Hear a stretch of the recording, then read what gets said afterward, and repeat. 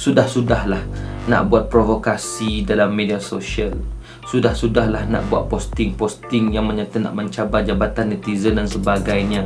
Sudah-sudahlah nak buat live ataupun nak kutuk, nak hina orang dengan dalil-dalil Al-Quran.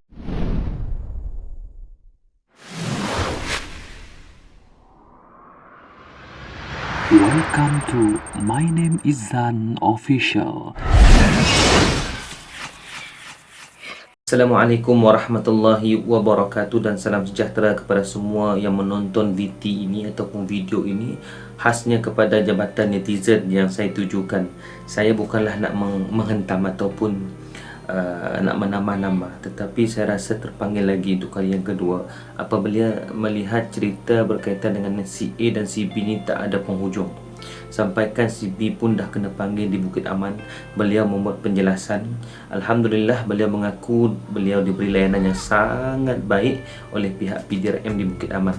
So, apa yang berlaku pada hari ini, si A tidak pernah mengaku apa yang beliau buat itu adalah salah satu benda yang mendatangkan kemudaratan kepada umat, kemudaratan kepada rakyat jelata. Sebab apa? Rata-rata netizen yang beliau cabar sangat terkesan.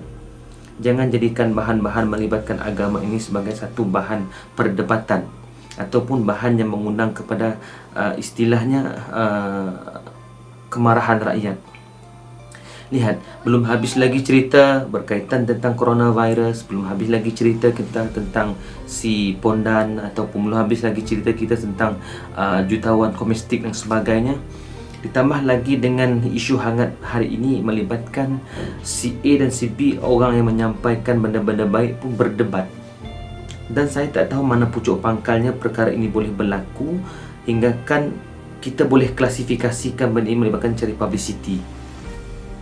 Beliau menggunakan dalil-dalil Al-Quran, sampaikan si B ni pun terduduk menangis, dia pun hentam lagi, kalahkah jabatan netizen. Ini bukan salah satu corak kepimpinan ataupun orang yang membawa agama, mad'u ataupun mereka yang jadi sasaran agama ataupun sasaran dakwah ingin melihat pendekatan approach ataupun manhaj, kaedah yang kita gunakan adalah kaedah yang boleh mendatangkan rasa sejuk, mata memandang, hati tenang. Orang nak menerima kita pun dengan hati yang terbuka. Kalau kita menggunakan bahasa-bahasa, saya tak katakan bahasa yang si A ni kasar, tetapi dengan memek muka seolah-olah kita boleh lihat orang yang memuji, kita boleh lihat orang yang marah, kita boleh lihat intonasi orang yang menyindir. Saya lihat ramai ustaz, asatiz dan asatizah pun terpanggil untuk membuat press conference mereka dengan Zoom, dengan aplikasi-aplikasi untuk menceritakan berkaitan tentang isu ini. Ada segelintir mereka ini menyatakan apa yang dituduh haram itu bukan hak kita. Kita tak layak membuat pertuduhan haram terhadap perkara yang orang itu buat semata-mata kerana lillahi ta'ala. Kalau dari sudut itu, adakah, saya ulang balik, adakah platform untuk kita berdepan dengan kamera, berdepan dengan netizen dalam alam maya ini? Betul. Bagi saya itu memang tidak. Saya pun berhadapan dengan situasi ini, berdepan dengan kamera, bercakap dengan kamera bukan untuk apa? Adalah untuk membantu memperjelaskan bahawa apa yang dituturkan, apa yang dikatakan oleh si A ini langsung tidak masuk akal mereka yang duduk dalam Malaysia. Saudara duduk di negara orang. Saudara bantu orang di negara orang. Kalau saudara nak bantu rakyat di negara kita, baliklah dan bantu seberapa baik yang mungkin. Si B ini bertungkus lumus cari cari duit, cari bantuan-bantuan untuk disalurkan kepada mereka-mereka yang memerlukan. Sebab itu saya katakan semalam dalam video yang sebelum ni, mungkin tujuan beliau nak membuka mata pemimpin-pemimpin, nak membuka mata NGO-NGO yang berada dalam negara ini, yang hanya berada dengan nama-nama yang gah tetapi tidak turun kekuasaan membuat bantuan. Tidak semua, ada segelintirnya. Sampaikan isu ini dihidup oleh mereka yang berkecimpung dalam bidang politik. Masalah ini timbul lagi, semakin besar, menyalahkan si B.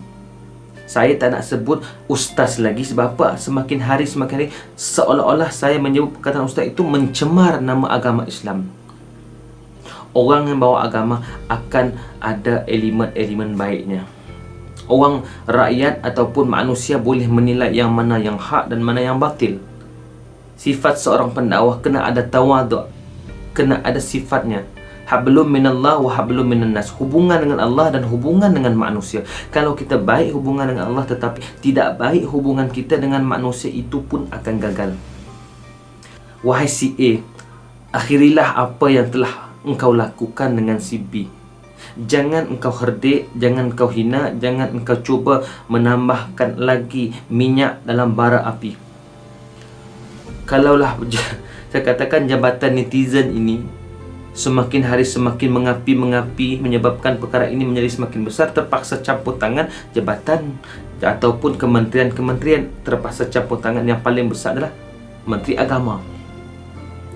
Jangan sampai satu tahap Menteri Agama buat statement bla bla bla bla bla baru nak terdiam antara satu dan dua.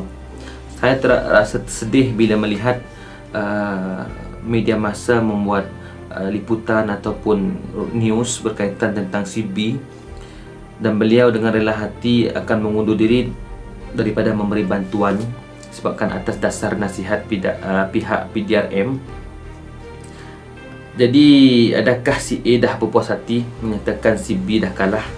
Saya tahu si A ni memang ada kekuatan dalam bidang tertentu. Bidangnya bukan bidang agama sahaja. Beliau ada bidang-bidang politik sedikit ataupun ada pengaruh. Jadi saya lihat rasa simpati saya terhadap si B ini sangat tinggi lah. Sebab saya lebih selesa melihat cara dakwah seorang itu. Kita ketepikan istilah ikhlas ataupun tidak ikhlas, riak, takabur, rujub. Itu ketepikan dulu. Sebab apa? Elemen-elemen ini seorang ustaz, seorang ustaz, orang pembawa agama ini, mereka tahu yang mana yang baik dan mana yang buruk. Kalau sengaja nak membuat tunjuk-menunjuk apa yang mereka lakukan, itu memang mereka tahu bahawa benda itu memang salah. Jadi jagalah hubungan dengan Allah sebelum kita nak jaga baiknya hubungan kita dengan manusia. Sampai bilalah perkara ini akan terus jadikan bahan bicara, dan nama saudara A akan terus terpampang dalam media sosial, akan terus menjadi bahan bualan para netizen, dan tidak akan ada penghujungnya melainkan saudara memohon maaf atas apa yang dilakukan. Saya tahu juga saudara ni seorang yang hebat. Saudara bila silap sikit, mencari slack sikit, saudara akan buat benda ini kepada pihak guaman untuk disaman 1 juta, 1 juta, 2 juta, 3 juta, 1 bilion, 2 bilion dan sampai berbilion-bilion. Adakah itu punca pendapatan yang saudara A gunakan untuk meneruskan kelangsungan kehidupan?